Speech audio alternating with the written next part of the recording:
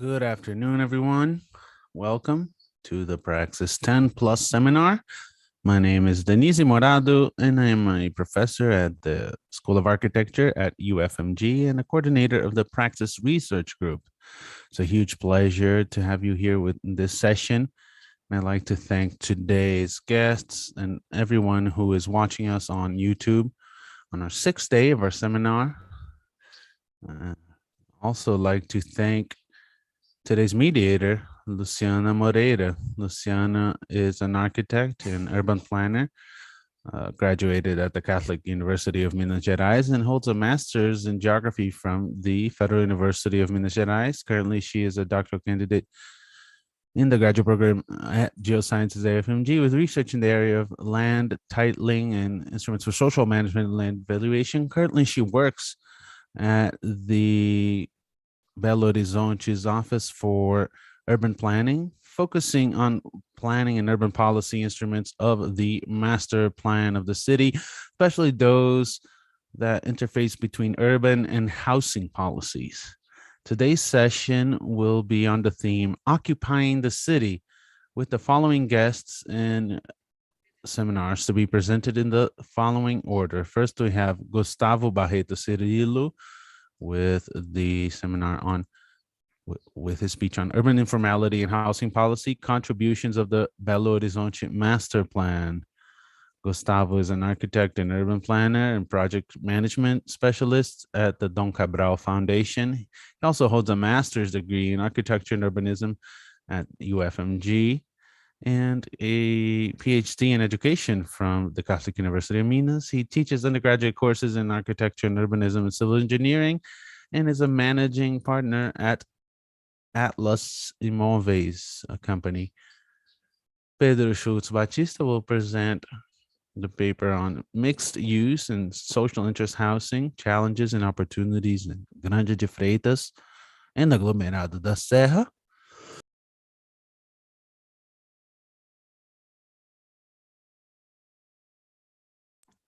Pedro holds a degree in architecture and urbanism and a master's degree in architecture and urbanism at UFMG.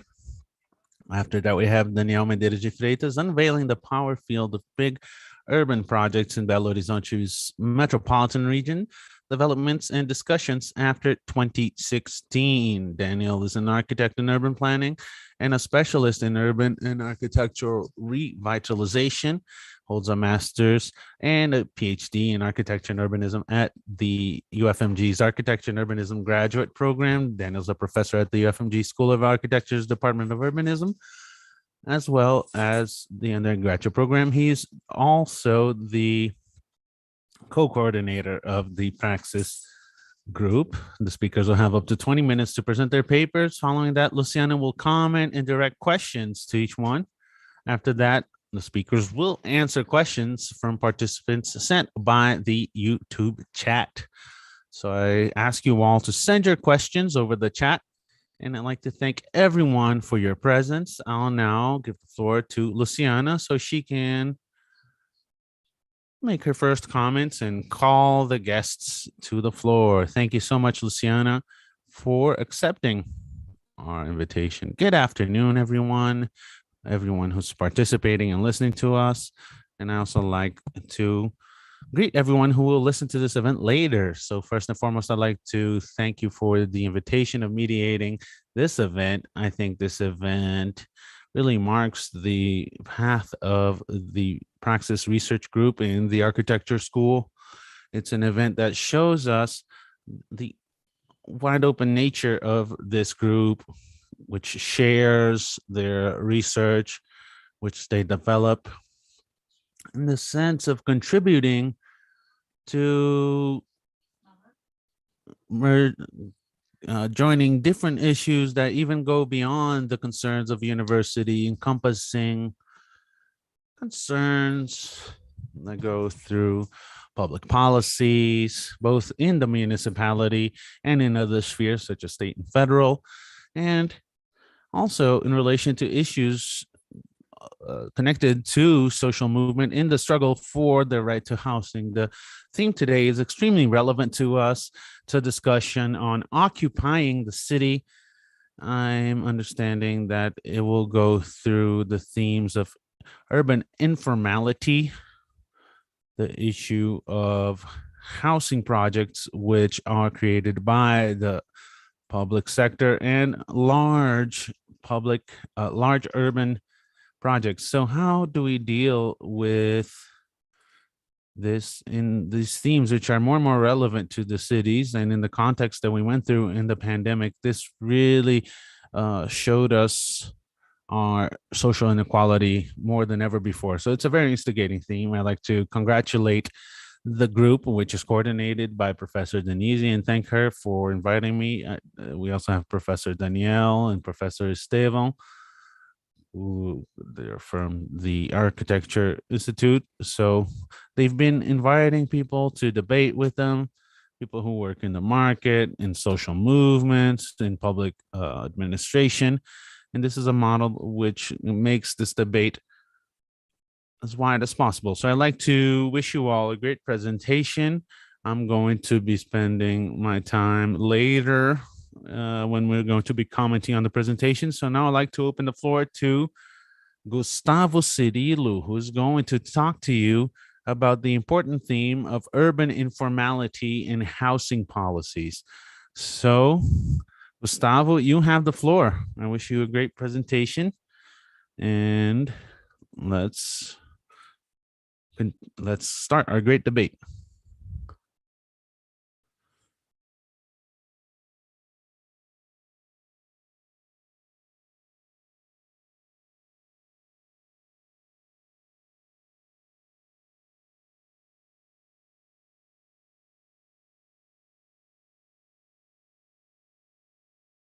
Okay, I think the presentation, the screen is shared. First and foremost, I'd like to thank everyone involved in the event, uh, and especially Professor Denise for the invitation. And I'm going to be talking about this theme that has to do with urban informality and housing policies. And I'm going to be talking about the contributions of the new Belo Horizonte Master Plan in relation to this issue. So first and foremost, I'd just like to give you a little bit of context on this study. I did my master's in 2011 under the counseling of Professor Denise Moreira, and the master's had to do with this issue of urban informality, the informal real estate market in the city of Belo Horizonte, in the favelas, slums of Belo Horizonte. And in 2020, I counseled a scientific initiation research. So I had students dealing with this issue, dealing with the issue. It was a study on the new Belo Horizonte Urban Master Plan, especially in relation to housing policies. And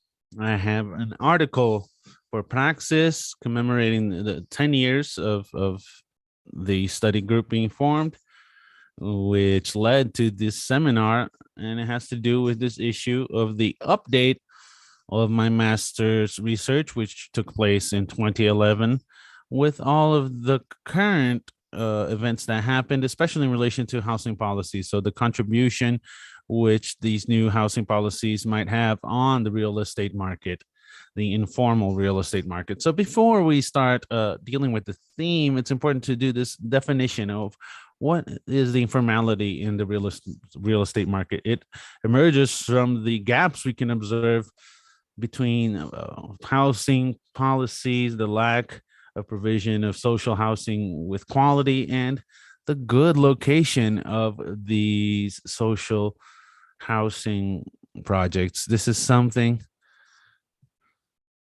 issue of location is very important in relation to the informal market. So back in 2011, the objective of my dissertation was to investigate how this informal housing market operated in the provision of housing in the favelas, contributing to the knowledge of this reality inside the city of Belo Horizonte. So it was necessary to study this informal real estate market in Brazilian villas, villages, as we call them, and slums, favelas, as a means of accessing housing. So these villages, as we call them, it's in the city of Belo Horizonte. One is called Acabamundo in the center-south region of the city, close to the Mangabeira, Sion, and Serra do Coral neighborhoods. It has around 2,000 people, and it's one of the oldest informal areas in the city. It started emerging around the 1940s. And at this place, we can really see an extreme amount of social spatial inequality. So this is a picture from December 2021. And we can see that there's a huge contrast, a very evident contrast.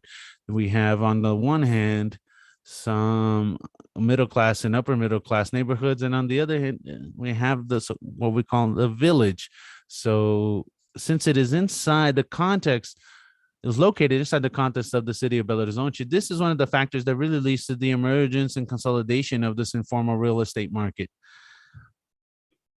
So when I was invited by the research group to write this article for this event, which is really fundamental to consolidate these studies, it's been 10 years since I wrote my master's study. So I did a new field survey. This was done in December last year. We also interviewed residents of the neighborhood. So I had an interview with a community leader in the village and with a few residents, and an analysis of the housing policies in Belo Horizonte as presented in the new master plan to verify if there were any advancements in relation to this issue of providing social housing with good locations. So this was the strategy of the study that I'm presenting to you today. So some of the results that I was able to collect throughout this field study is that during the time between the two surveys, which is about 10 years, it was noted that no big infrastructure works were carried out by the mayor's office, nor were the proposed interventions contained in the master plan done. So at the time of my master's research in 2011, the directions by the PGE were not being done. Also, no action was taken to regularize land tenures. So the residents up to this day don't have documents proving the ownership of the properties located in the Vila Acabamundo. As far as infrastructure improvements, well, we have an access road. Here we have an image in 2011, and on the right we have 2021. So we have this road which was paved, which was an improvement as a whole. So another few points that I could observe is that the village has verticalized and densified in relation to the real estate market. We didn't see any sort of situation with the sale of land in the observed areas. So only buildings that have already been constructed are being commercialized. There are several buildings for rent, some of which were built by residents just for this purpose of renting. And here in this image, we have an example of a building that was built in the paved road that was paved by the mayor's office. And this was built specifically for rental. So it's 2 houses to rent, so that the owner has an income, a rental income. So back in the day, before the paved road, well, they didn't have this. So we can see the evolution of this market in relation to the time that separates the two studies. Another important issue in relation to our results. There's a recently occupied area located at the end of Monte Azul Street. This is a street that's a part of some of the main roads for the area. So according to information from the president of the local resident association, the area began to be occupied around 3 years ago. It currently has about 30 buildings. When I was carrying out the master's research, this area was totally unoccupied. As you can see in the images, it was difficult to access, and there was a very steep slope to access it. So we can see that the village limits, despite all the challenges imposed by the topography of the local terrain itself, have expanded, creating risk for the new residents.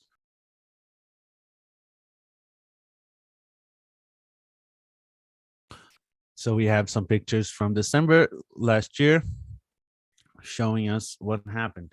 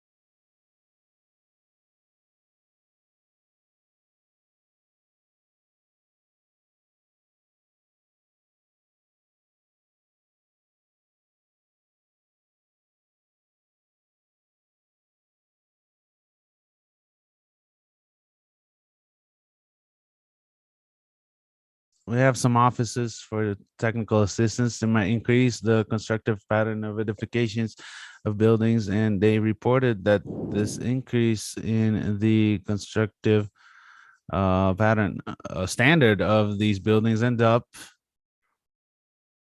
valuing these real estates. This is another important point for us to think about.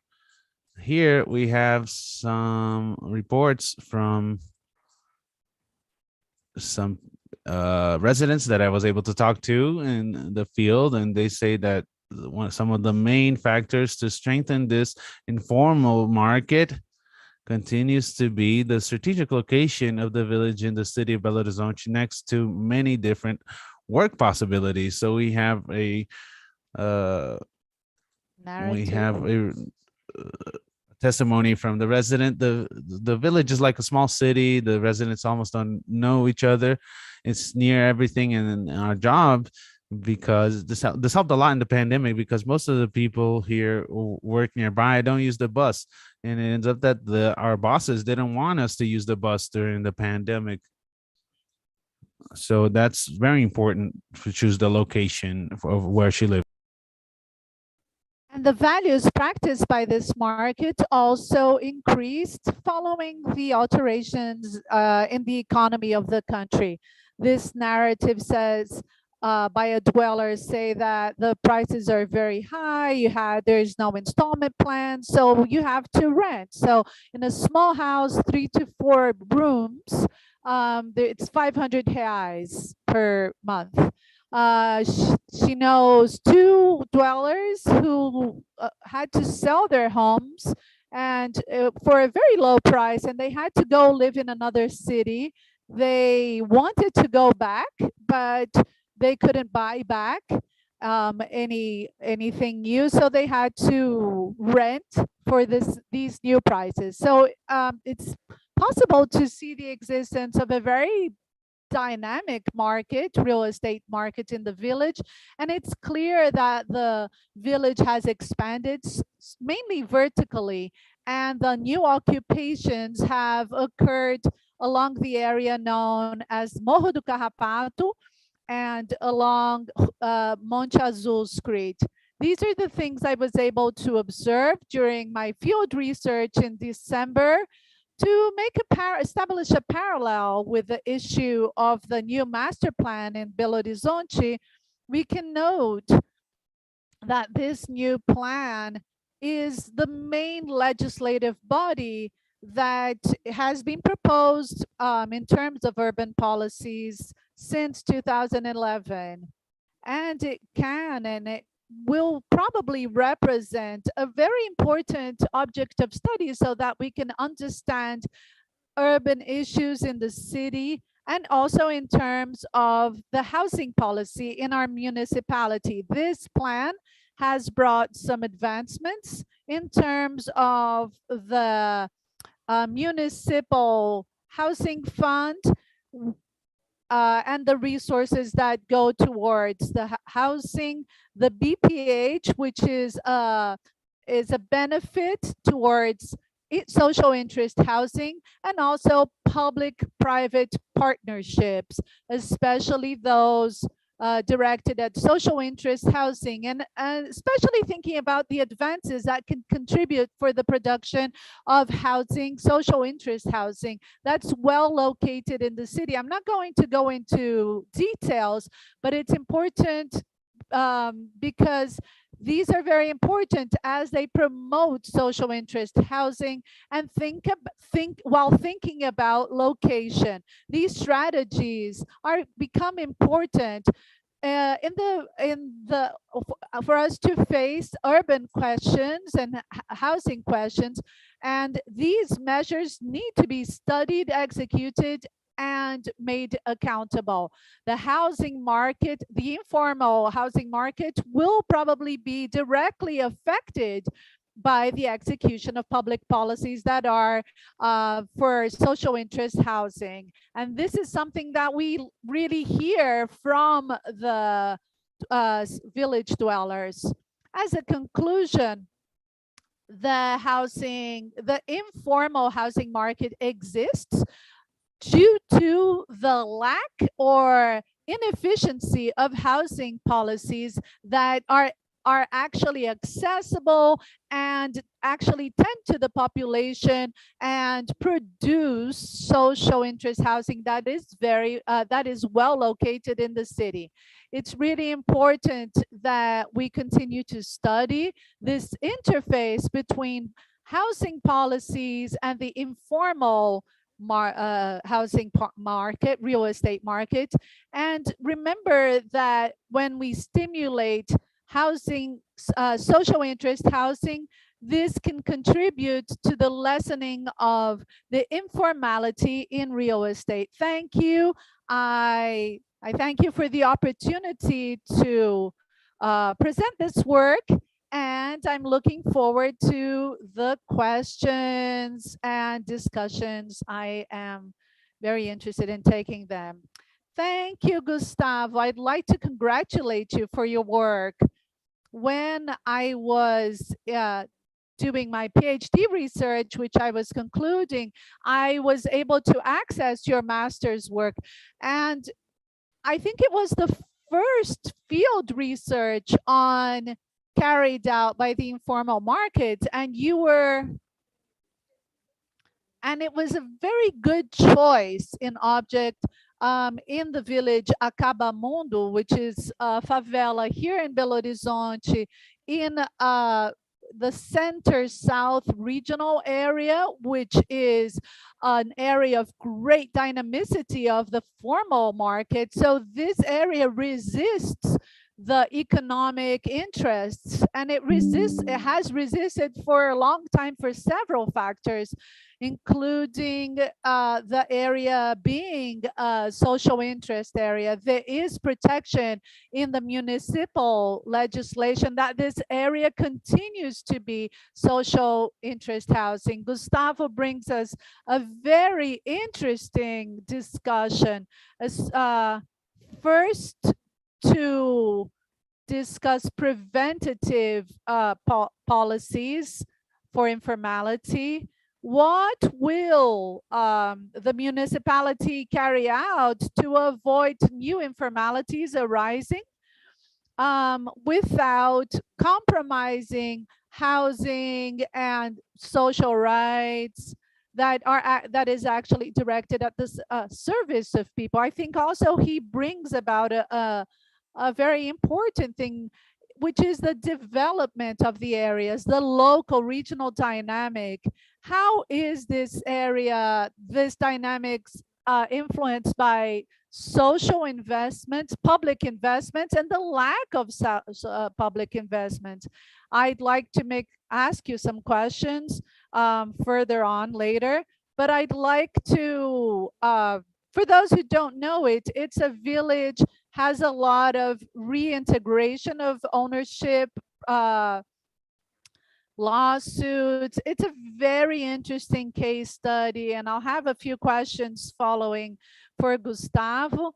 Now I'd like to give the floor to Pedro, talking about mixed use in these social housing projects. I think it's a very interesting topic, because these areas are not just housing areas. They also have commerce, they also have services. I think this is very interesting and exciting, this theme about how we can improve these policies. So over to you, Pedro. Thank you, Luciana. I thank you for this invitation. Pode falar que o som tá.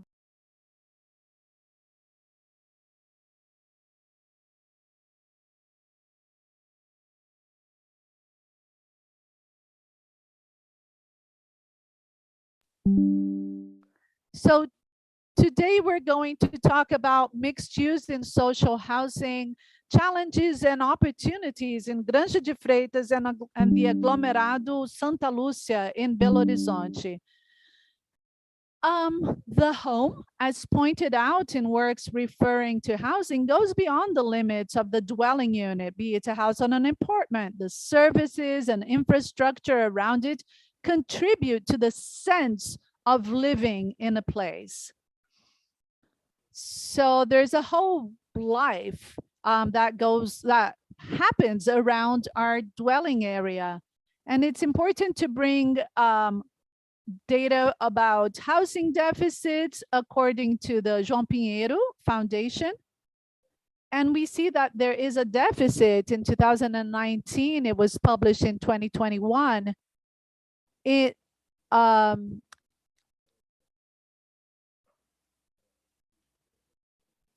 of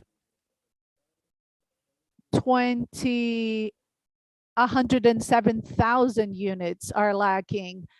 In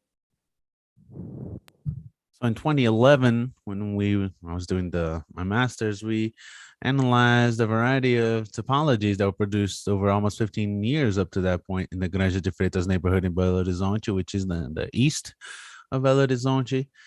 And we had these vertical condominiums with enclosed staircases or open staircases, and horizontal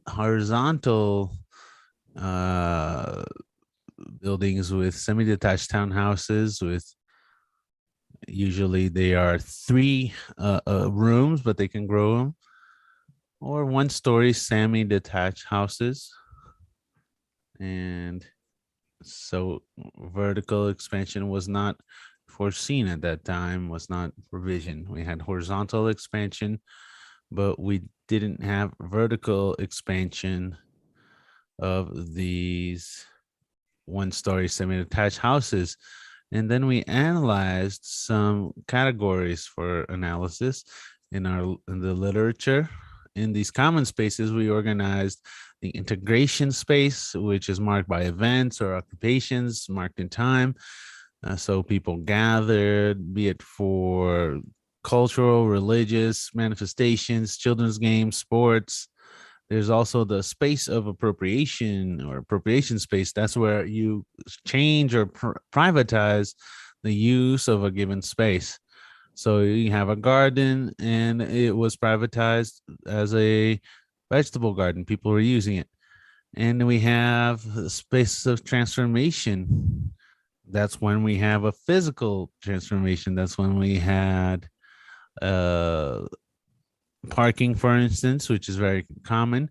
And then people did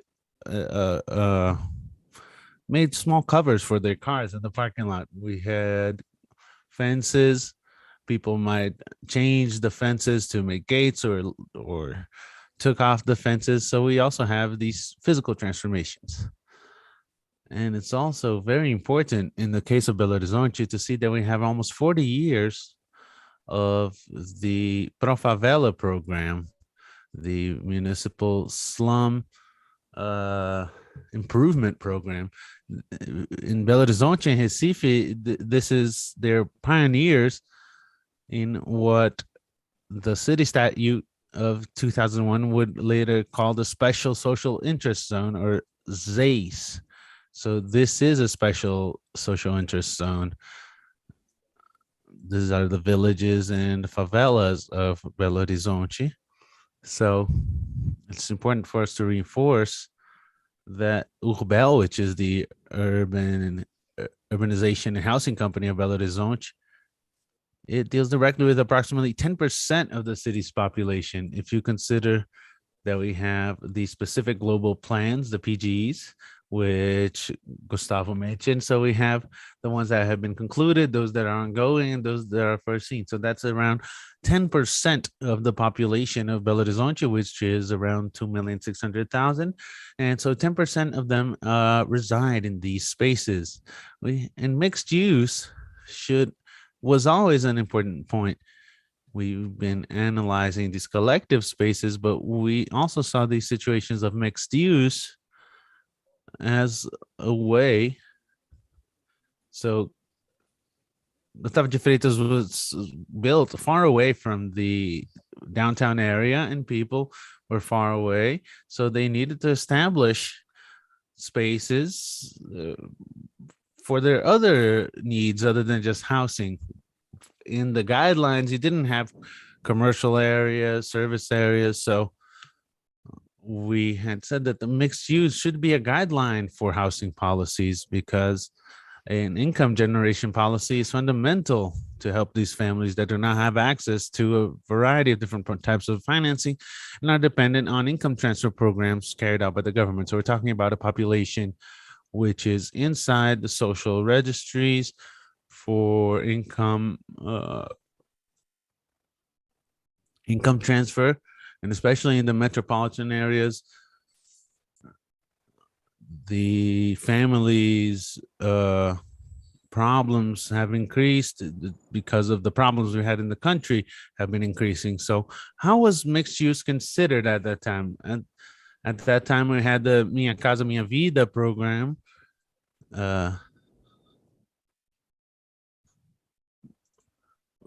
So the Minha Casa Minha Vida program, and now we have another program, which is the Casa Verde Amarela, green and yellow house program. And they have certain areas which have been assigned to commercial uses, and some areas were destined for the use in buildings, in multifamily buildings, and the result of its use should be the income should come into condominium expanses. So what produced wasn't mixed use buildings, but rather these are large housing projects. Some of them are smaller, some of them are large, but they are a single use. They are only residential because they there's the financing by the Caixa Econômica program is giving income. This is directly connected to residences. So how are we going to produce a commercial space if that space is necessarily a housing space? So this is a first big problem that we have. And this is what happened. We don't see these spaces being built. Beyond that, the property of a legal person that has not yet been built. So we're talking about a space that's going to be used, it's going to be rented, or there's going to be some sort of confession. Who's going to manage that space? So the people, the people who benefit from these, they're not organized yet. You don't have a condominium established. They're going to build a space which doesn't yet have a social registry. So how are you going to be able to institute some sort of wealth or going to commercialize this space? So that's another difficult point. So we're going to give you an example here with the neighborhood of Granja de Freitas, because the mixed use was carried out by the owners themselves. We don't have the public power actually investing there. And we have the Santa Lucia neighborhood where we have in our master plan that the mixed use being executed and developed. So just so we know where we're situated, we have a map of the city of Belo Horizonte. Here in the east side of the city, we have Granja de Freitas neighborhood, which you can see in the upper left. Granja de Freitas, as you can see, there's a large park here with a variety of different housing projects, which is exactly the areas known as the special interest zones, the ZAIS. And the Santa Lucia neighborhood in the center south region, it's a social interest zone here, which is in the middle of the city. So there's no space for it to grow, and there's not a lot of green space around it. And we can see that this was defined beforehand. We have some data in relation to population at Granja de Freitas. This is near Alta Vera Cruz and Taquaril. So we have a large population, over 36,000 people between both of the areas. And at Agglomerate Santa Lucia, we have around 15,000 people in an area of 481,000 square kilometers. So we have a zoom. This is Granja de Freitas in blue, in dark blue. We have the condominiums before 2011. So those are the ones that I was able to analyze at my 2011 master's. So we have semi-detached houses that couldn't be verticalized. Here you had Gpou, which was the first housing project here. So we have verticalization because we did have a structure to do that. And in light blue, we have those projects which were built after 2011. So there was a large increment in housing in a variety of different areas. Those of you who know the topography of Belo Horizonte know that there's very steep slopes. So this was a very large investment, especially in infrastructure, carried out by the mayor's office, my city hall. Here we have some images from Granja de Freitas 1, where we can see there's some commercial buildings and verticalization. Here in the upper left, you can see that there's a little embryo here, which was practically not developed. So it's basically in the same state, that initial state. Whereas on the lower row, we have the Granja de Freitas 4 project. So we have commercial buildings facing the street. So on the one hand, we have housing projects which were purely residential and were verticalized, in which we can barely see any sort of commercial activities. We do have reports of certain people who sell some things from the rooms of their houses to meet some demands, but they're very small operations. But the actual transformation happens in these spaces that are by the other side of the street. Here on another piece of the Granja de Freitas 4 neighborhood, we can see this commercial occupation happening. Whereas the Santa Lucia neighborhood, we can see that there's this big part of the village. The area has some structuring functions. So you have a road which connects the Barragem Santa Lucia area with Nossa Senhora do Carmo, which is a large avenue and it's part of the highway between Belo Horizonte and Rio de Janeiro. It's a very important road. And the prosecutor's office said that for City Hall to build this, when you have these areas for relocation, this is what I call the new projects. These are resettlement areas. And we have some smaller ones, some smaller projects which were built as mixed areas here. And here we have a green area, an ecologic park. This is supposed to be a park. So here we have a variety of examples from Santa Lucia. We have near to the Nossa Senhora do Carmo Avenue, we have mixed use in the ground floor. This is connected to the ground floor. So we have this first level. Then after that, we have independent access to this residential compound. And here, this is by the main street of the area. You have an external access, which is exclusively connected to these 12 stores that are up here. They are not connected to the other floors. They have an exclusive access from the main area to the stores. And then in the lower house, in the lower roads, they access the actual housing. So here we have some mixed use in the ground floor, whereas in the other example, we have access from upper floors. So here we illustrate the new housing projects that were built at the Granja de Freitas. We can see here that this demonstrates a little bit of the concern with privacy, with respecting the issue of the housing of people. So this is a little farther from the streets and you have a certain comfort for people inside their homes, but they have this purely residential characteristic. They're a little bit closed off. You can't really connect the street to those buildings.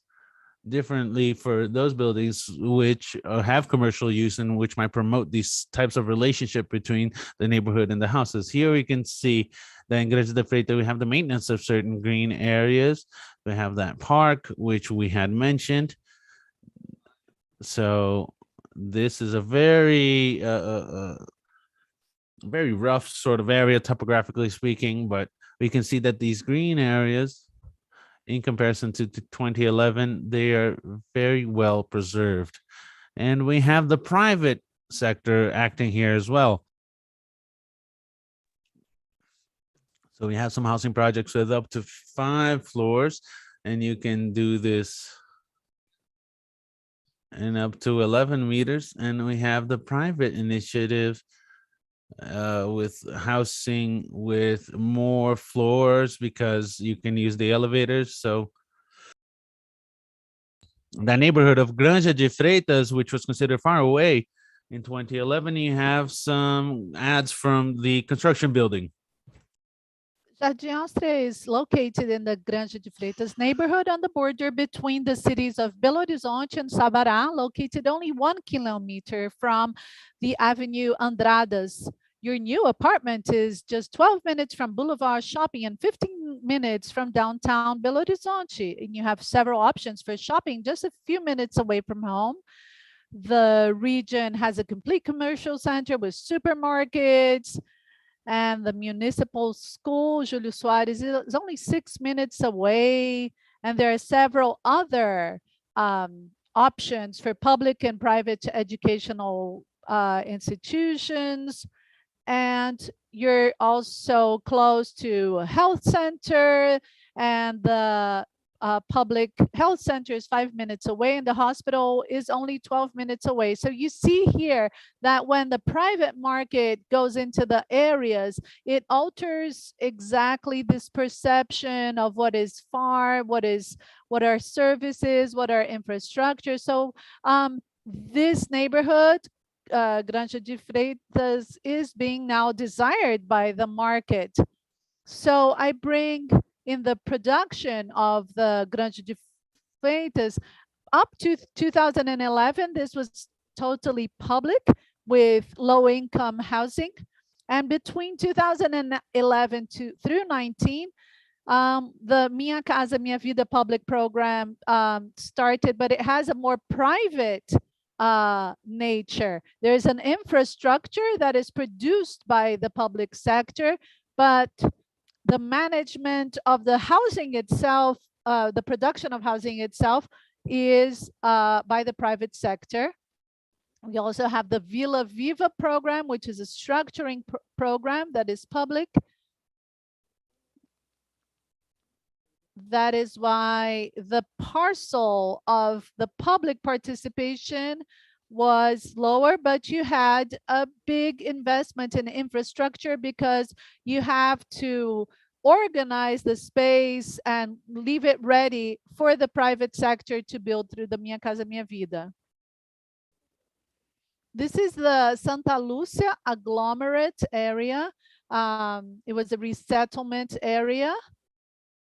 In this sense, it's also completely residential. This was previous to these new housing projects. So they still had this proposal of being 100% residential. So our municipal law number 10,887 from 2015, it brings this innovation. It says that the use of concession, permission of use, must be part of the municipality's ownership, and it has to allow a list of intended activities. And so it has to be inserted in the scope of land regularization for programs of special interest, and be inserted in social development interest developed by public administration agencies. And so it does include areas which are not residential. And it also says how income will be generated and how the income will be used. And it has tables with criteria that are very objective in terms of what is prioritized in the service in the relocation of the commercial and service areas. And there is a municipal decree that establishes values, prioritizes subsidies for families with low income. So it's important to look at these norms and criteria. The intention here is to contribute to the reflection on this possibility of mixed use. We are in the theme of occupying the city. When we talk about a city that is not only residential, it has a commercial scale. So mixed use is very important, but we need a partnership between academia, the public sector, and the private sector, so we can give these solutions for this for the city, so that we can build this situation. Mixed uses in Granja, it really reinforces the need to think and execute projects that are commercial and service spaces on the outskirts of the cities. This is a portrait of many municipalities throughout Brazil. If the planner does not make this in implementation, the community itself will develop it, because it is an urban activity. It is needed by the population. Like we said, housing is not just the house in and of itself, it's everything that's around it. The Granja de Freitas brings this idea to a highlight. If the public sector doesn't do this, the people will. And in the Agglomerado Santa Lucia, it brings the other side. Mixed use comes to demonstrate that commercial spaces that are offered at a reduced price.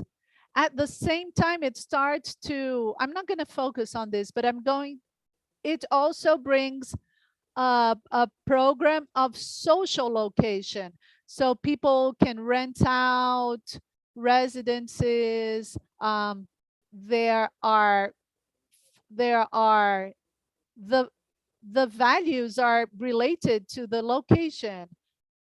What people can bring in through rent in a room in their house in the favela. This is directly connected to the public policy. So for 40 years, the issue of zoning has been debated and carried out in the city. So we have the zoning that has marked the space of the favelas. I hope that in the next 10 years, there will be more advancements, more studies. I'm very happy to be a part of these these new realities, and that the projects gain a metropolitan and a statewide dimension, observing different challenges and opportunities promoted by the occupation of cities. Congratulations, Pedro, on your research that you've been developing within the Praxis group. I think you bring about a very important discussion, which is how do people appropriate themselves of these spaces? It's research that highlights social practices, and when mixed use is not planned for, how people organize to make these spaces happen. I have some questions, but I'm going to leave them for later on.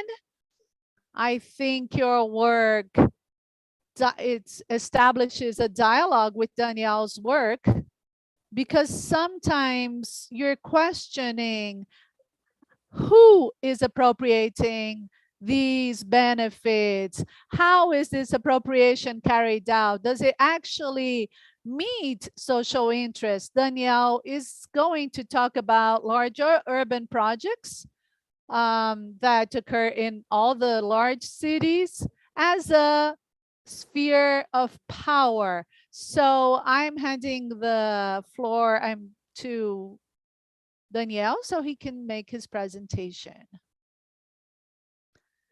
Good afternoon, everyone. Can you all see my presentation? Yes, we're good. Thank you, everyone. I'm really happy to be a part of this seminar, to be celebrating the 13 years of Praxis and 10 years that I started working with Praxis. Denise was my advisor between 2011 and 2016, and I've been a co-organizer of the group. I'm really congratulating everyone who is a part of this webinar, Denise, the commentators, the interpreters, the backstage folks. I would like to share my PhD research, which is shedding a light on the fields of power of the great urban projects in the metropolitan region of 2016, and thinking about what has come to pass since 2016. So this comes from a lot of questions I had after, during the period of 2000 through 2015. It was a period that was favorable to large projects of economic growth and investment in infrastructure, the Aerotropolis in the northern sector, mega sporting events, the FIFA World Cup, urban upgrading, urban operations, transit, new public facilities, large private ventures, and public private partnerships. I wanted to understand this, and I wanted to understand not case studies, but I wanted to understand the relations between these large-scale urban projects. So I built this concept, the Gpou, large-scale urban projects, that are interventions conceived as closed forms on a larger scale than traditionally practiced in the location, generating through the hegemony of the project iconic objects that house restricted and homogeneous activities to the detriment of the long-term plans. So I would like to think about the practices, agents involved, interests, and impacts of these projects. So my methodological and theoretical premise is that the Gpous conform a field of power that structures the mediation between political economic determinations and urban restructuring, including planning issues. These deregulations are very complex. The first is a deregulation towards the logic of a globalized and financial capital and a greater dependence of the capital on state capital. The second is the cities as the preferred site of the capital crisis reduction and geographical institutional laboratory for experimental policies. And last but not least, reconfiguration of the decision-making spheres from technocratic planning to governance by stakeholders. I think all of these things have deepened in concern since 2016. At the time, I selected some cases and my criteria were four. The territorial scale, they needed to be large projects, investments, the repercussion in the media, because all of these were very linked together. Today, we can see that there's a new project every day, or a new scandal every day, or a new violence in terms of cities. The last is the mining in the area of the Serra do Curau, and links with other processes and events such the World Cup, the Northern Vector, etc. So we see there's a relational dimensional and territorial dimensional between projects, but it's important to unveil the interests, the capitals, the agents, and how all of this interfaces with urban planning. I'm not going into details, but my doctoral dissertation is available to all.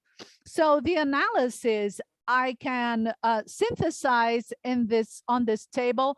There are 18 invariant features in the Gpou productions that they are 18. I'm not going to be able to discuss all of them, but they can be grouped into three great groups for the dominating agents: economic advantages, political advantages, and technical advantages. So generally speaking, in these projects, we have a recurrence in contract distortions, including construction works with the public power, always with losses for the state.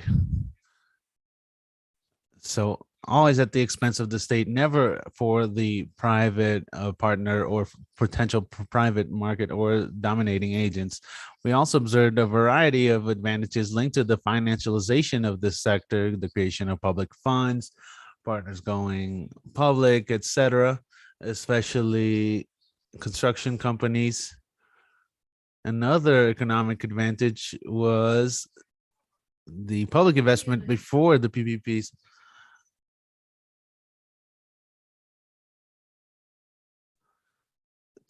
With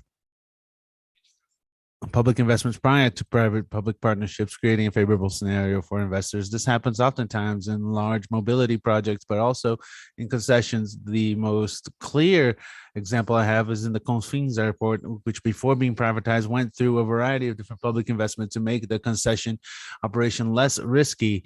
Whereas we have political advantages as well. First, increased asymmetry in decision-making processes and hidden interests like real estate lobbies, campaign financing. We also have the projects being shielded. This includes the control of removal of residents, licensing needs being ignored. There's also negligence in the agendas, in different agendas. And finally, we have a technical advantage, which is the benefit of consultancies aligned to dominant interests that guarantee legitimation of these legitimation of these projects technologically, politically, economically, and symbolically speaking. There's the maintenance of a range of potential interventions waiting for political and economic interests, and disconnected intervention in strategic GPUs.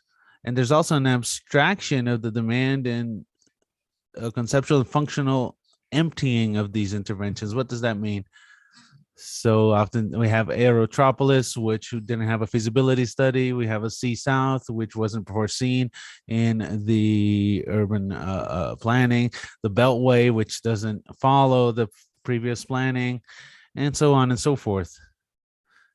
There was a change in 2016, so we had more severity for our different crises, including economic crises, including retrenchment for investment. There was an intensification of the state capital coalition in 2016 after the coup, extreme right wing and extreme economic liberalism starting in 2018, both at the state and national level. And there was the pandemic in 2020. Today, the scenario that we start to see is aligned to this prognosis, which was carried out by Luis Cesar Queiroz Ribeiro in the Metropolis Observatory. So after the post-pandemic, we will be flooded by fictitious capital and city and consequent formation of real estate bubbles and urban projects. And there will be certain regulatory frameworks which are favorable to the market, which nominally convert urban land into financial assets and the expansion of state actions aimed at capturing assets from public funds. In the state of Minas Gerais, as I said, this scenario is worse because we have the impacts of this neoliberal primer of the Partido Novo party, the favorable context for the increase of concessions to the private sector, pressures for updating and changing the master plans of a variety of different municipalities.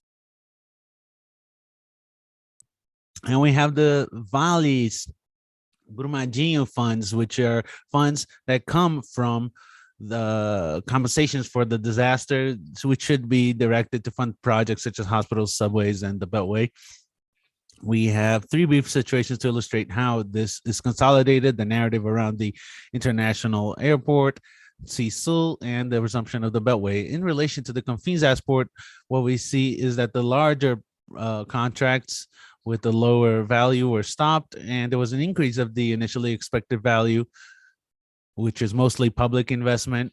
There was an investment of 17 million, which is very close to the 2013 auction, and also investment from the federal government at the time of the World Cup. it seems like we've forgotten this, or this has been invisibilized. There was a show that went on in the Hegemonias, which is said the industrial airport in the agenda, which invisibilize resistances and contradictions on the discourse. What it shows is that this is supposed to be a visionary initiative of the private agents, disregarding the long planning process and the huge public resources that attracted and enabled the private interest in the concession, including a certain discomfort of the political agents which were there, the state secretariats and an ex-governor, etc. So basically, in relation to the airport, I'd just like to show you how this narrative has been reconfigured and rewritten as a visionary initiative of private agents. The CESU project, which is an urbanistic project in the south of Nova Lima, near the center-south region of Belo Horizonte. And since its very beginning, it uses a discourse of new urbanism and sustainability based on a consultancy from Jailena, which lead to the variety of different consultancies in new urbanism, which tried to legitimize the proposal of gated communities in an area of high environmental fragility, with no demand for new housing, and unable to generate the centrality of the PDDI molds, which would lead to the diversity, social, economic, and use diversity. What's interesting about the CESU project, even though it is a series of gated communities, it uses a strategy of showing itself as a public utility. So ever since 2015, the government itself signs its support to the project to enable actions of infrastructure and economic and social development, to prioritize and ease environmental licensing as well. In 2021, 6 years later, CESU is able to get its licensing using changes in the environmental licensing of Minas Gerais, granting a concomitant environmental licenses to the entrepreneurship with a few conditions, but the licensing is approved. And finally, we have the case of the Metropolitan Beltway, which is a project which I think should be discussed more in depth. This is a project which was resumed in a very controversial and abrupt way at the beginning of 2020.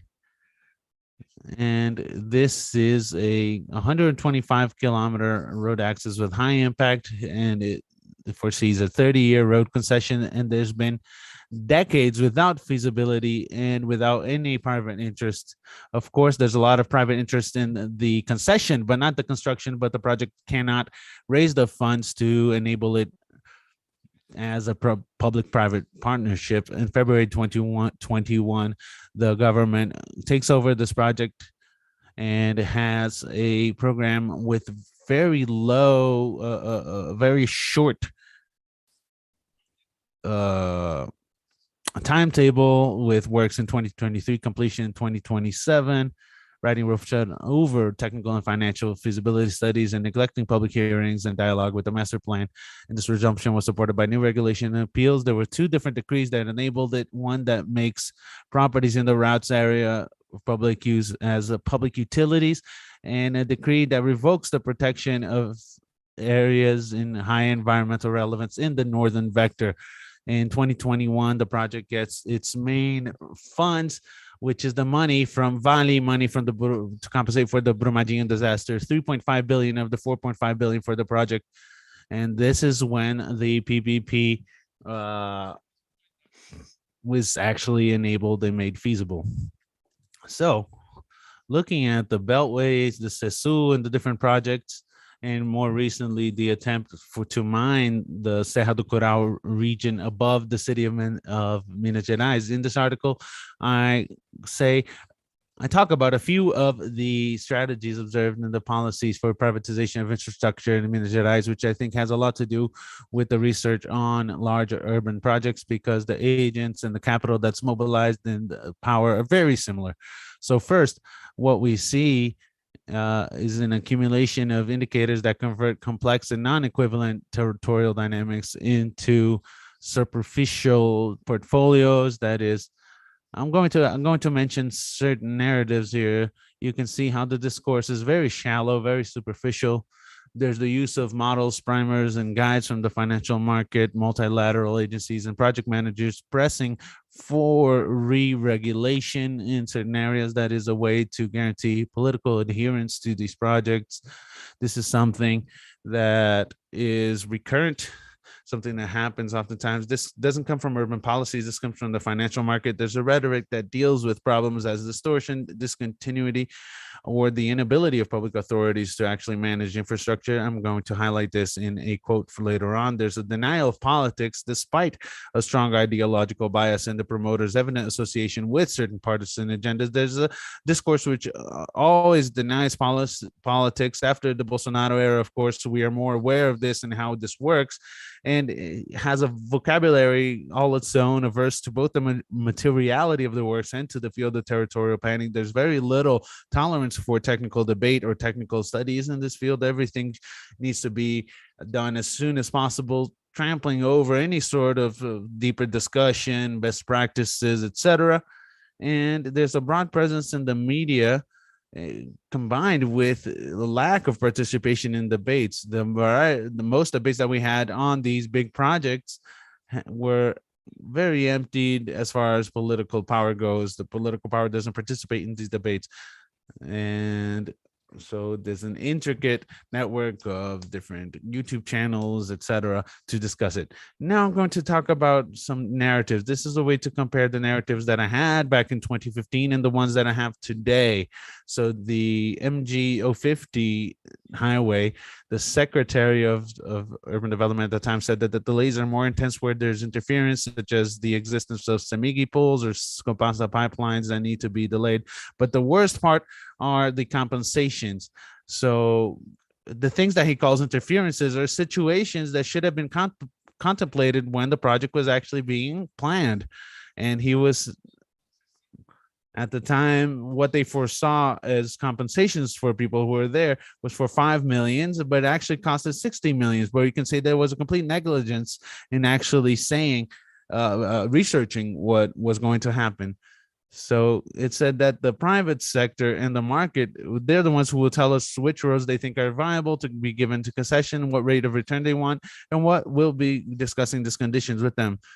So they want to attract the market, but this creates a very large distortion, since the market that picks the place, the value, and the timeline, but the state is going to be building the more high complexity areas with largest risks. So the state is doubly hampered because they need to pay for all the high complexity works and pay the value that's demanded by the market. Whereas the new narrative, well, it doesn't really go very far away from those 6 points that I said before.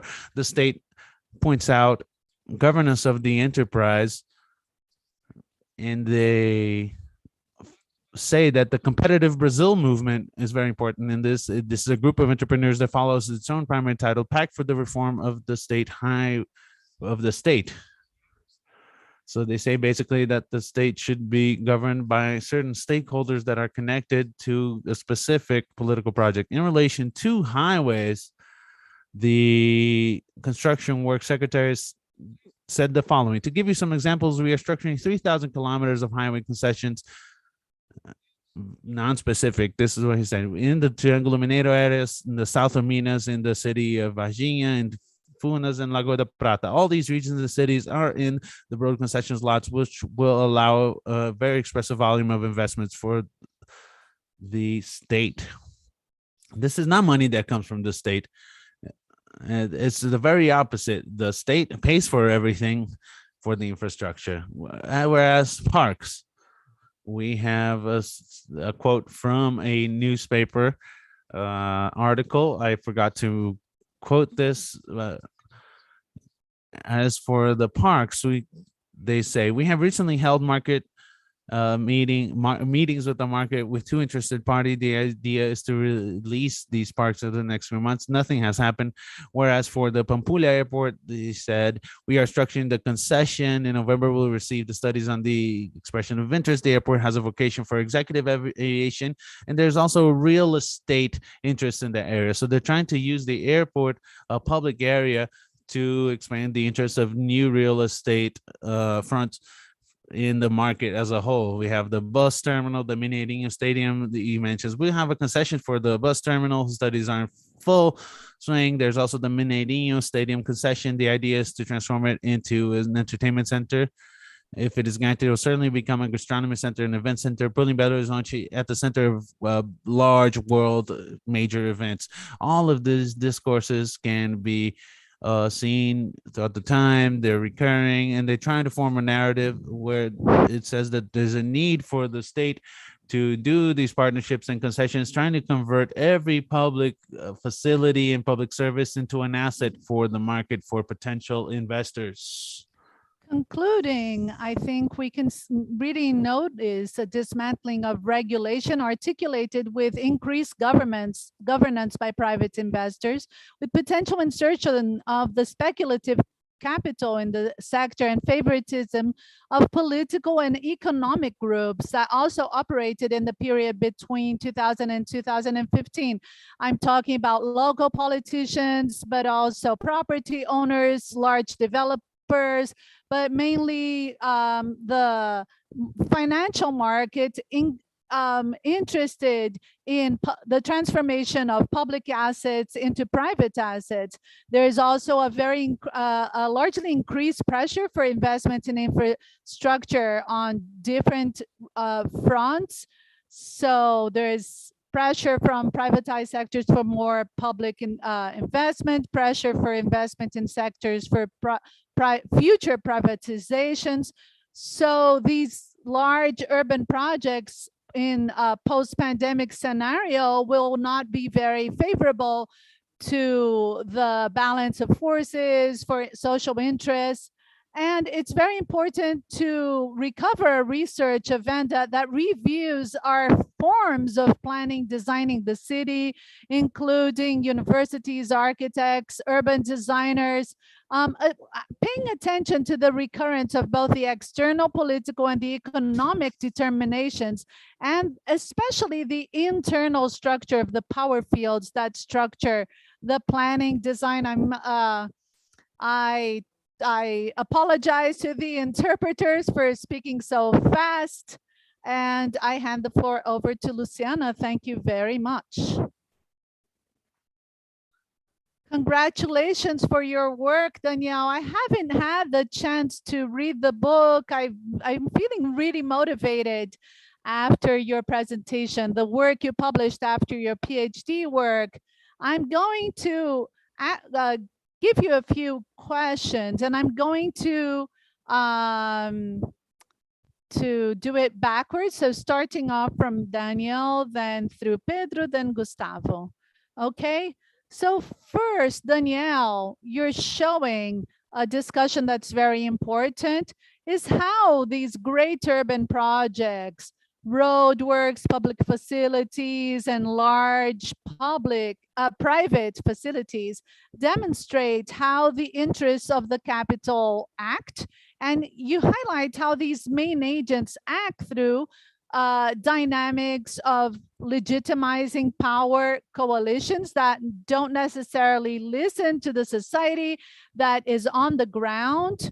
So within this theme of occupying the city, the theme is occupying the public debate on these great urban projects that impact our cities. He also shows very clearly about the asymmetries in the sphere of decision making, and also how resistance and contradictions in the discourse is completely invisibilized.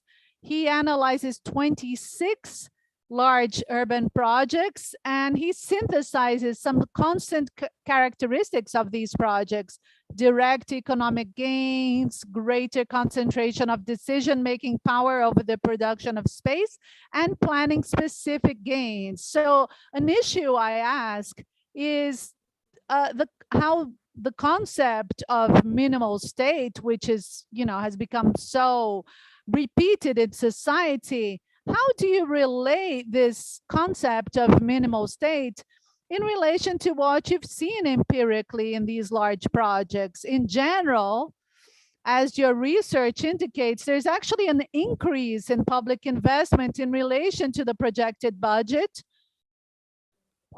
with that proposal, and with unequal distribution between the burden and the benefits of these processes, especially in terms of the city dwellers. So I pose two questions. One is from the policy field. How can we promote the openness of projects to community interests? From your practice in the university, in the proximity with the social movements we have in Belo Horizonte, recently we had an event discussing reclaiming this discussion for the master program planning of Belo Horizonte. It's a very powerful discussion on the right to the city. How do you see that we could increase this openness so that we are able to interfere in these projects? And the second question is more in the architecture and urban policy, urban design plan. How could these projects be treated in a manner that is not spectacular? That what is spectacular? That is which is out of the ordinary, that draws our attention. These projects have this as a model to be spectacular, and how this spectacle seems to be a consensual organization of the global market that recognizes the rights of the person, but as a spectator, the one who contemplates, not as the user. How can we promote an architecture and urban design that's unspectacular, especially as we're in a dialogue with academia? There must be a lot of students watching here. These are the two first issues that I raise. Your work, it has a connection with the other two if we stop to think that they relate in terms of how we have a raise in prices that are promoted by public investments, where it's in the relocation projects of social interest, the housing projects. How do these price increases increase? How these valuation processes happen, and what are the social practices related to these processes? I think it's interesting because first, to differentiate a bit the public, the process that sometimes we only think about the process that is private, that is regularization of the work, then the titling project, and then the occupation. In terms of the informal market, we have first the occupation, and then there's the building, and then there's the urban and titling process. So in general, the pricing increases in the formal areas go straight to the product, a lot, a house, an apartment. These in the informal market, they are appropriated over time by the families that live in these places. I think this is important because it connects all the papers that were presented today. How are these public actions and investment actions are being appropriated in this territory? I'd like to mention to Gustavo, I think it's important for us to think about the public housing policies have two aspects. One is provision to housing, the access that people need to have to a house. And also there's a policy of qualification of the areas of social interest. You talked about Campo Mundo.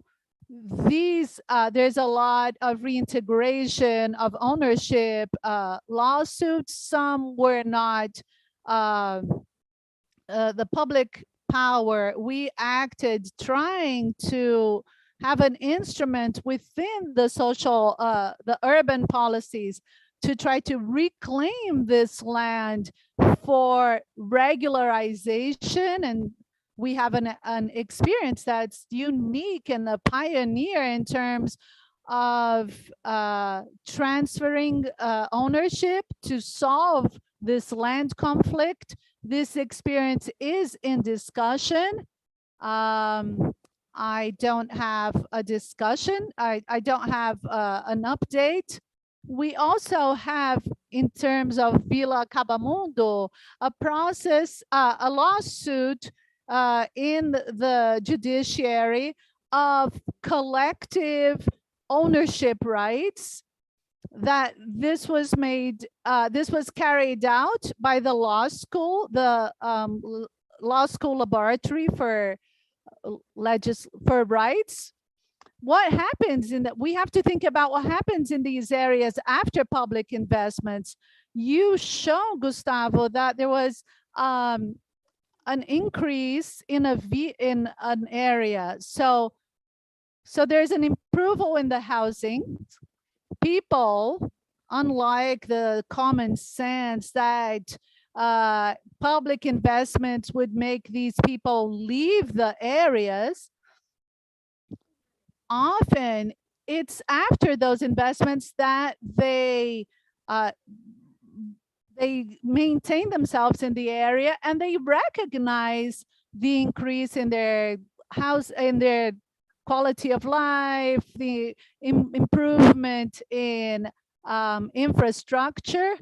But there's also an issue of the resources. They also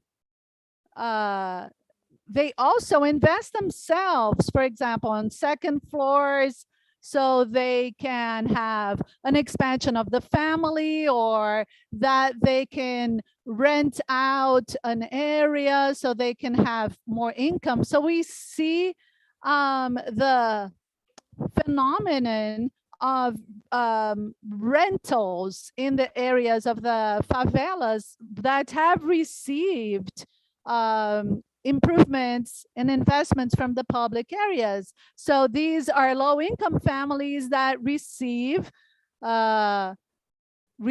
income from the ability to rent. And we've also talked about the law of free public assistance, technical assistance. So I'd like to ask you, how do these public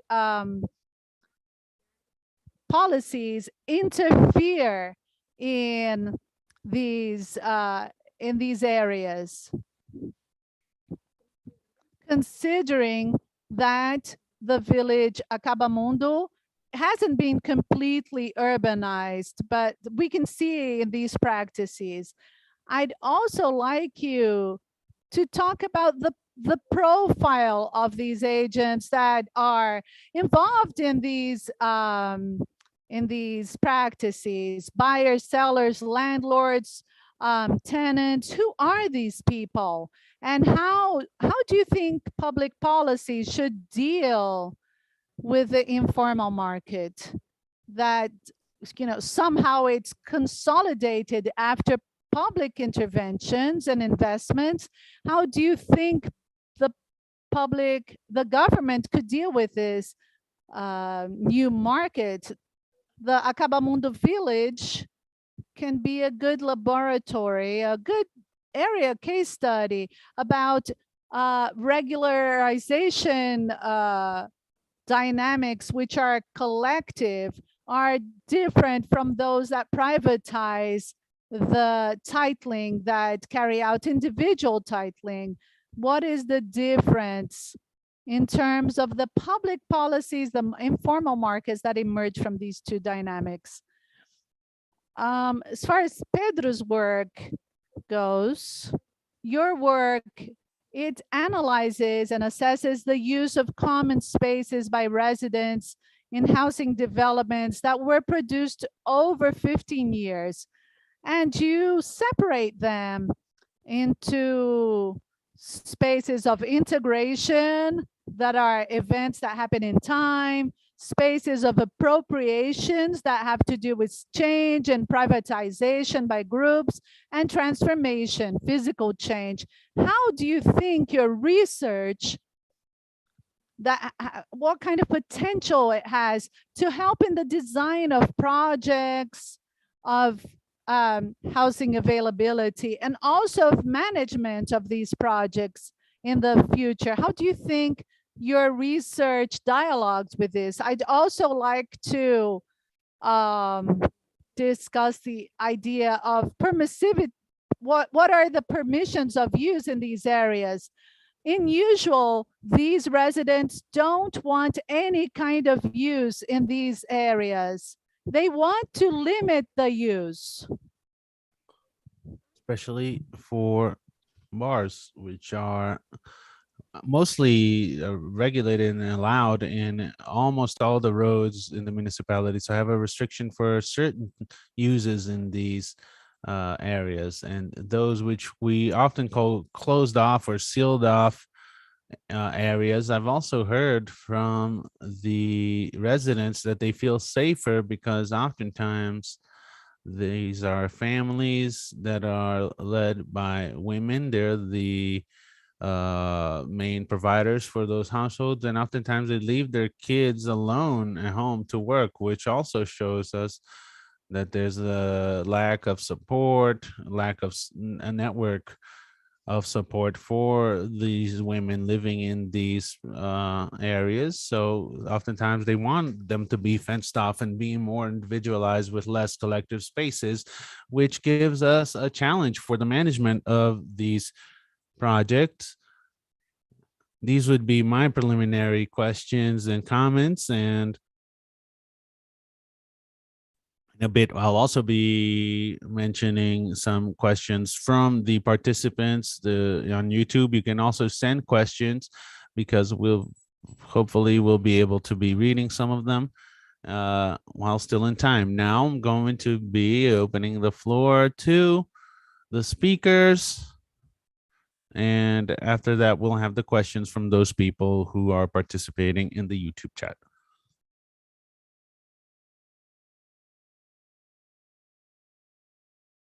Can I begin to try and answer these questions? Well, in relation to this fact that I've previously observed ever since my master's and in my study, my new field study last year, is that we had some testimonies that the lack of security that people have in relation to the permanence of their buildings, this makes it so that the owners themselves don't feel very free to be able to improve their own homes.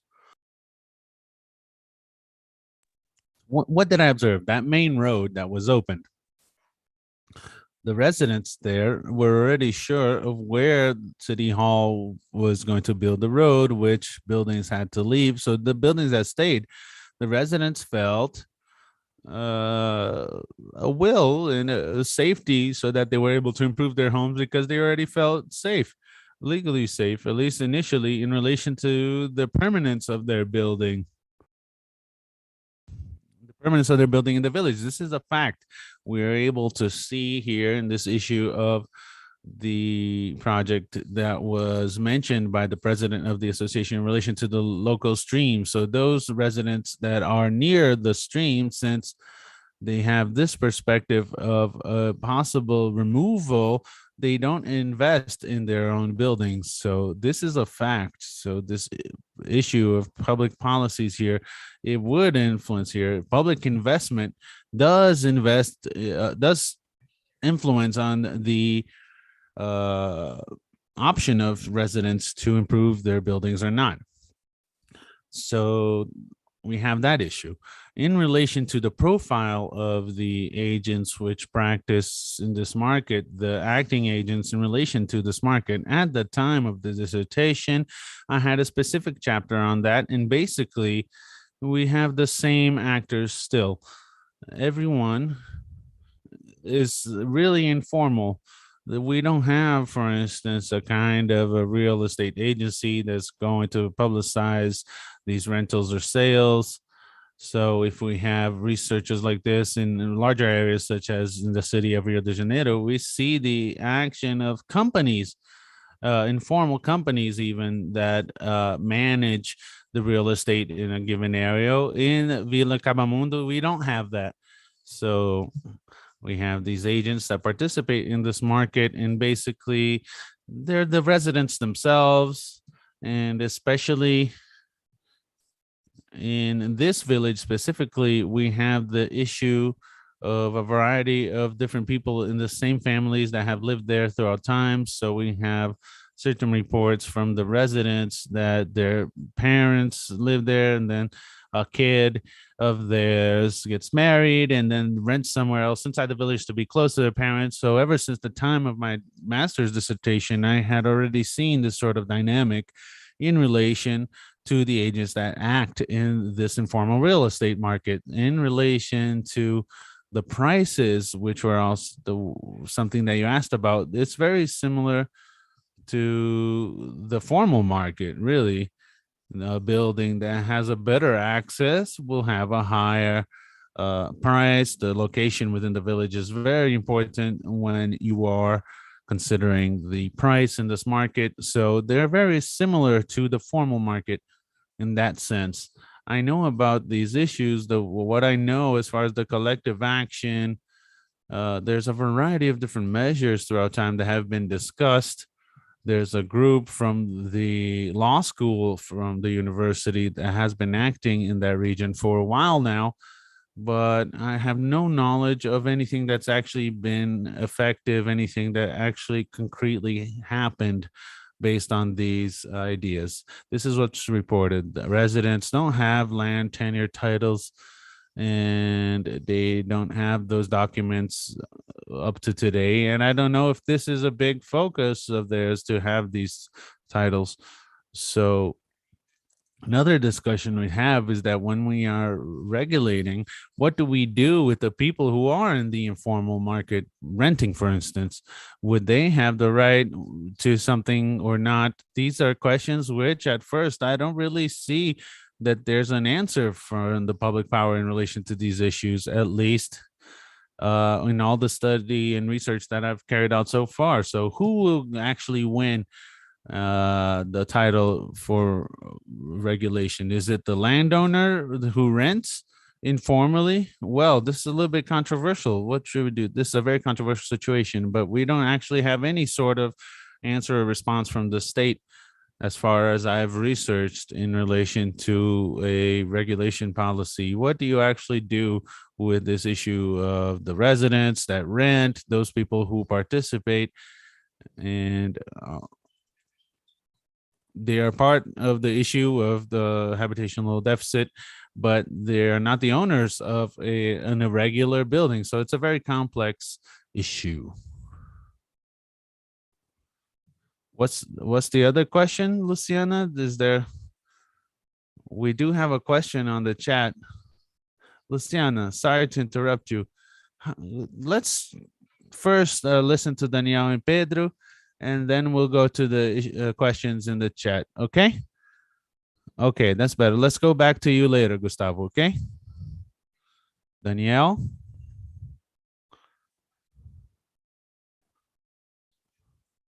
Pedro, you can go ahead. Let's do the order. Well, actually, Luciana asked, what she asked is fundamental.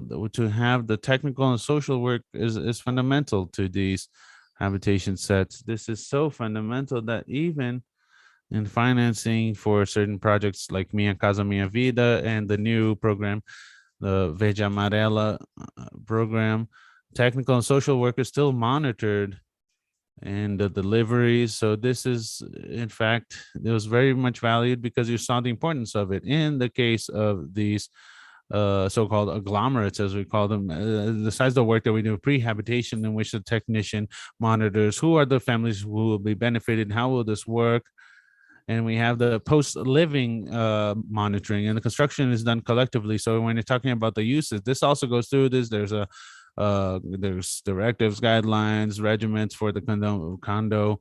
You people have to know what can be done there. There's local commerce for the meeting the local demands. This is a commerce that must all meet the demands, especially in relation to food.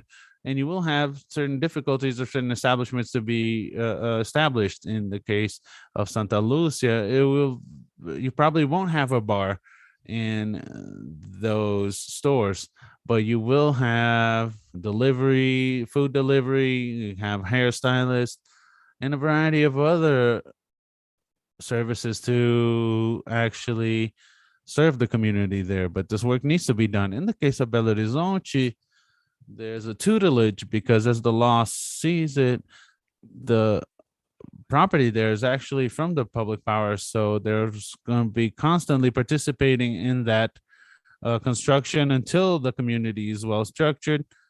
And then they will pass this property on when this happens during regulation. So I think this is fundamental. And as I mentioned,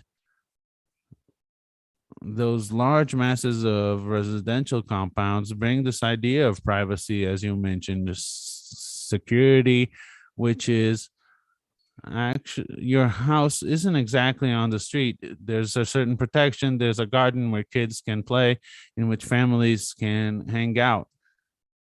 So it's not about substituting all of those residential areas need to be mixed use, but you must think that cities must also have these sort of states. So you can have certain streets which are more central, which are more important, in which you might have mixed use, and you give another quality to the space, and then it will meet the demands of a large portion of these people. So when we're talking about habitation, we only think of these large residential compounds which don't have a community life in the sense of having local commerce and local services. So it's more about acting to create the conditions so that the community itself has spaces to be able to create income and for consumption, which is necessary for you to have local commerce and everything like that, but also to preserve these things. We know there are people who like to live near commerce, and there's people who like to living far away from commerce, but it's cool, very important for us to allow. Well, we're building a city. The city can't just be monofunctional. You can't just have residents. People need to move around. People need to have a life and do other things in their life. So in a certain way, in relation to the issue of integration, appropriation, and transformation spaces, this is more for us to be able to think about a repertoire. So when we're looking at a housing compound, we can look at how people use that space, how they appropriate, how they occupy that space. So it's more of an exercise, almost like a design exercise, looking at how people use the spaces, how do people appropriate their spaces, or is privatization so constant that it becomes a new building so that you have a new transformation. So my contribution is in the sense of what is the type of space that you'll be designing. We can see that these new housing compounds that were made from 2011 to here, there's less collective spaces in them. The collective spaces end up being residual spaces because you saw there's an issue of the price of land, but also some of these places led to conflict. The way to manage that location leads to conflict. So to solve that, you take away that space. But maybe we could think of what are the kinds of spaces we should have for the housing projects, those kinds of spaces that we desire for our own houses, for instance. Okay, Danielle, thank you for your questions. I'm going to try to answer all three of them. In relation to this issue of the minimum state, I've been studying how this idea of the minimum state is present in the discourse and argument of those who are giving this discourse. So inside urban projects, we have an ideological and neoliberal defense that you have to have a minimum state, because this minimum state oftentimes this comes from people who don't know what the state is and what it does. It's a very empty discourse, up to a more opportunistic appropriation of the minimum state, people who know what the state does, and they use this breach to deregulate a certain area, take away any sort of regulation for enterprises, often with local politicians or large entrepreneurs in the sector who really know what this discourse is for, what it's used for. And this discourse shows up especially in attempts to deregulate environmentally protected areas. But I think the urban policies of Belo Horizonte, it's very common for us to hear this. I mentioned someone who was going to talking about laws that restrict verticality and showing a picture of New York, saying that, oh, New York is New York because you can have buildings. It's the same thing that then saying New York is New York because it snows. So there's a lack of adherence in the discourse, but it uses a discourse that says the state needs to stop blocking everything so that we can develop. Well, there's a variety of different things to mention, but this has to do with the Beltway, for instance. And oftentimes the discourse in the Beltway is that the state promotes this, the state invests, the state organizes, but the discourse is that the state should interfere as little as possible in the interest of the market, even though it's a public infrastructure work. In terms of more openness, the issue is listening to people. It's planning for the people, listening to the broadest array of people, giving voice to the broadest array of people. We in Praxis, the research group, have been working a lot trying to view a city from the point of view of the other, trying to amplify our methodological ideas, and also not only working with data and indicators, but the incorporation of narratives of the city dwellers themselves. So it's a lot about organizing, systematizing, and listening to these narratives so we can have a view of the other city. If we try to continue to see the city in the same way, we will see the same way.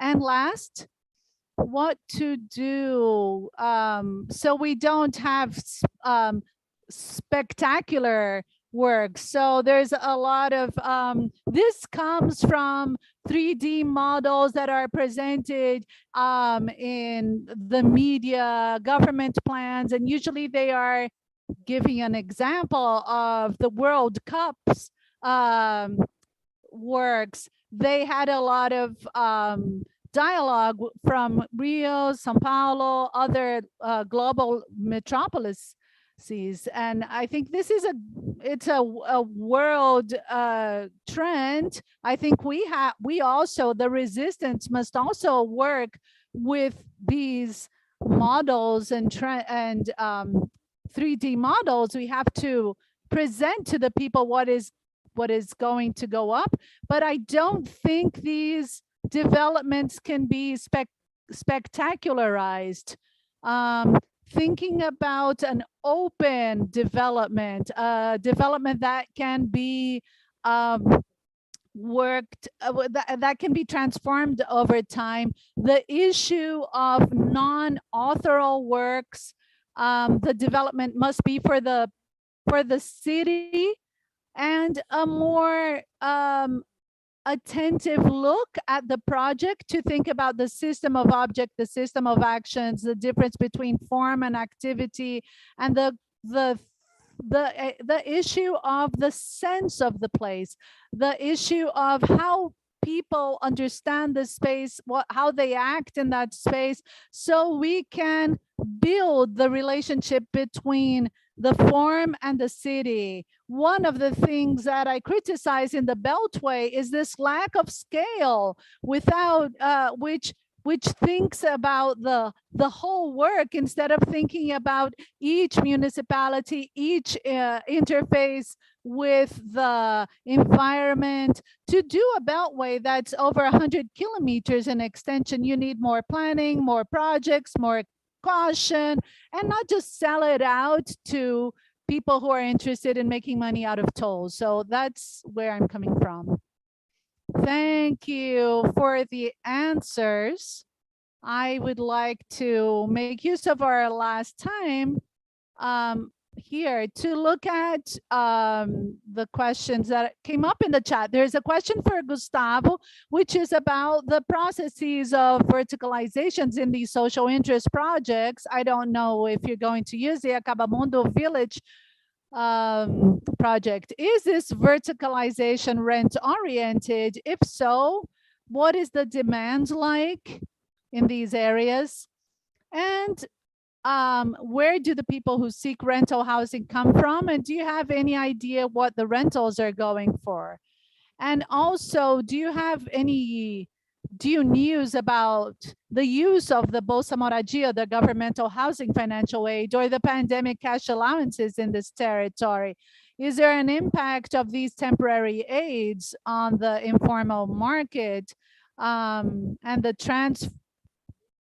transference of this funding on this informal market in these locations?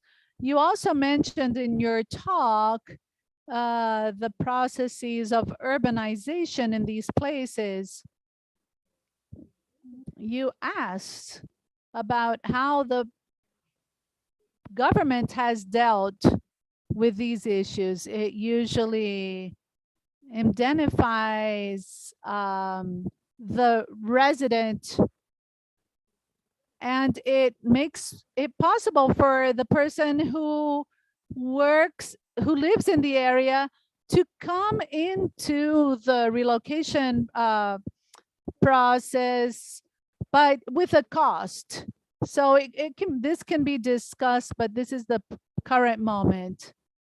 I would like to hand the questions over to Gustavo, and I'll see the next questions. In terms of the governmental housing financial aid in the village, I don't know of this practice. I mean, it might happen, but I don't know of it. In terms of the verticalization, it is, yeah, a fact. We can see even in the pictures, the 10 years that separate those, the research, there was a lack of, there's an area that there's a lack of area for expansion. So the topography is very mountainous, hilly. So I could see that there were areas that were being that were available to the real estate market, but currently no. The areas are all built up that are in the rental market. What I can see from the research, the residents continue to live in the house, and they remodel and increase to have an increase in income for another family living in that verticalized housing. So it's not 100% of them which will be renting out. Some of them will be using for the family itself, but many of these expansions are carried out thinking about income, an extra income from rents. Thank you, Gustavo. We also have a question for Daniel from Thiago. Is how are the dynamics of the large urban projects that promote the deregulation to adhere to the logic of the financial global capital impact in the mobilization of the agents? These agents, the political agents, also, do they also change in scale? relating to the idea of these fields of power. Yeah, I'm going to answer from my research in 2016, and this would need an updating of my research. In 2015 through 2016, it was very clear that the opening of capitals for these developers, the 5 larger entrepreneurs in buildings, when they start being developed by managing groups, instead of just working with just the developments in and of themselves, they start working in the political sphere, when real estate lobbies, they start working upon infrastructure pressures. They start to pressure in a very decisive manner, especially in small towns, the government of the small towns, which are less powerful. Also, we have the kind of agents that start to mobilize in terms of consultancy agents. They travel nationally, internationally with primers that have a discourse of modernization of practices in the sector, which also prioritize these big capital, big financing agents. Also in 2015, I was able to see consulting agencies which were very closely related to financing projects from banks. For example, politics of conversion of public lots into financial assets, etc. So this was not a systematic mapping, because it's very difficult to map out these financing agencies. The follow the money is very difficult to carry out. There are lots of different sources of financing. There are some people doing this work nationally. I really think it's really important to understand these agents. In terms of change in scale, obviously it happens. It's not just a territorial scale, but a temporal scale, because of the mobilization of agents that work in different fronts and different forms in the city, in the metropolis, and it impacts how the metropolis is produced, and also in what is made invisible in the agendas, in the environmental agendas, in the housing agendas.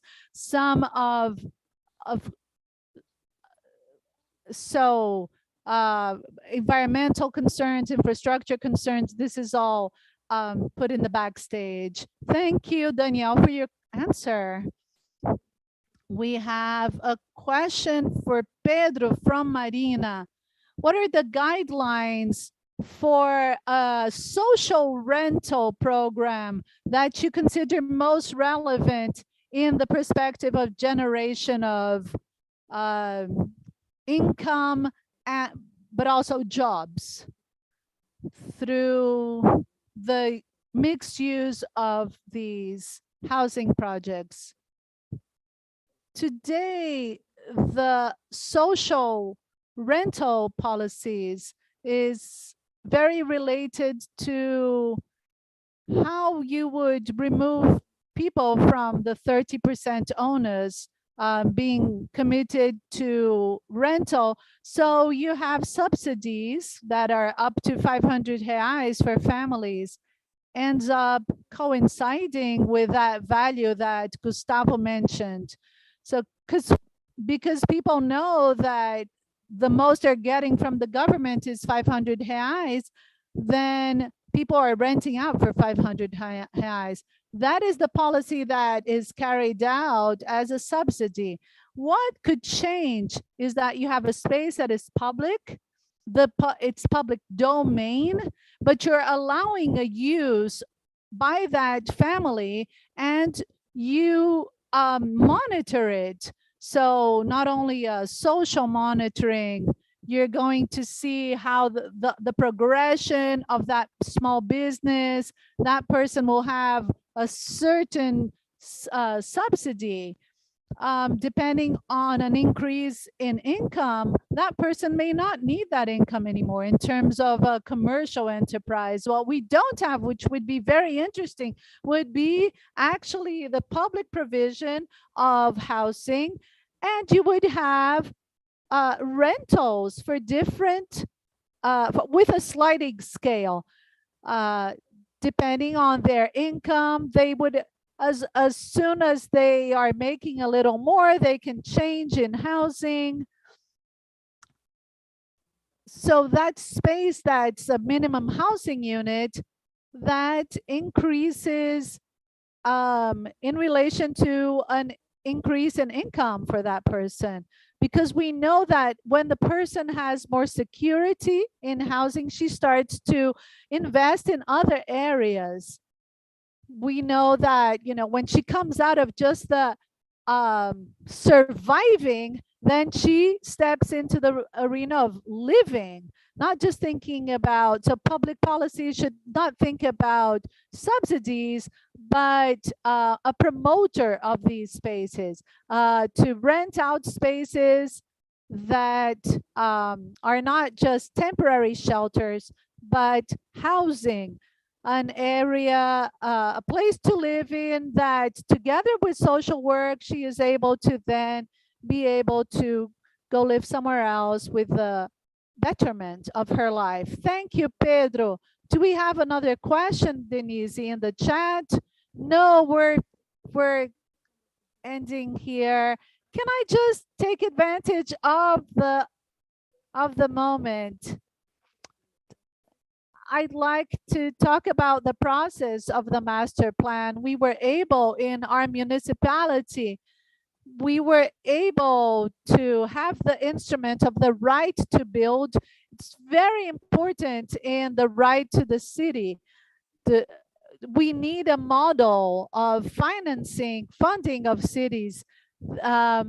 So we're able to close up very quickly the transition project. And so this instrument is very important for the settlements. This is a very important resource for the organization of these places, to promote the qualification of these dwellings, especially in terms of the environmental areas, as we can see in Gustavo's work. We also have the use of this instrument and in issues of conflict.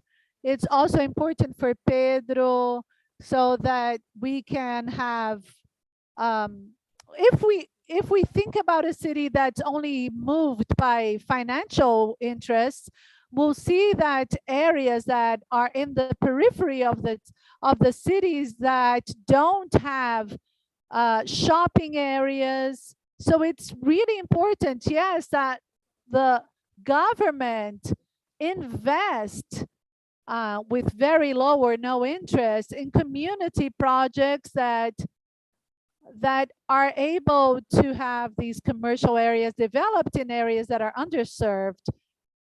And also in the issue of these great urban projects, we have to think of the small urban projects that have interests that are centralized in the collective interests. So this instrument will help us produce a better city for all. Thank you. Perfect, Luciana. Thank you for your comments. At the end of each webinar, I have tried to have a closing with certain comments on Praxis's work. And I think you actually did this closing already today. I won't have to make any closing remarks. I actually want to thank you, because I had thought of mentioning a few things, but I think you already very pertinently did this job. I would like to once again thank everyone for accepting our invitation, especially Luciana, for taking the time out this afternoon to be with us. That was great. There was a lot of information, lots of things to learn, lots of issues to deal with. And I think these are fundamental issues that we need to study deeply, not only in the sense of understanding what's going on with the city, but also in actually creating a research agenda that needs to be more aware of the scenario that Danielle mentioned, that we are understanding as a post-pandemic scenario, if it is possible to say post-pandemic. But anyway, we are reaching a scenario of reproduction of the city, which is very concerning, given this necessary movement in relation to mining in the Serra do Curral hills. So I think we'll be dealing with very violent projects, such as the one in the mining in the Serra do Curral. So I think this has been an afternoon with a lot of learning, but also with certain alerts that were brought up in relation to what we need to be aware of, especially this year and going forward. So once again, I'd like to thank everyone for the invitation. Those of you who came in to contribute with the discussion, Danielle, Pedro, and Gustavo. And I'd also like to wish you all a great afternoon. I'd just like to ask you to stay here for a little bit before we say bye. So I'm going to ask Fabio to finish the transmission. Good afternoon, everyone. Oh, just one little issue. I'd like to invite everyone to show up next Monday, which is our closing day.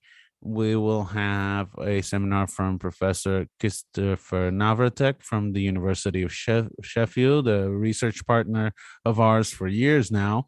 And we will also have an external report, even if a very initial report. This will also be a part of our book from Professor Thiago Canagere and Marina Sanders, who are here, and they have also been hearing us. They are partners and friends.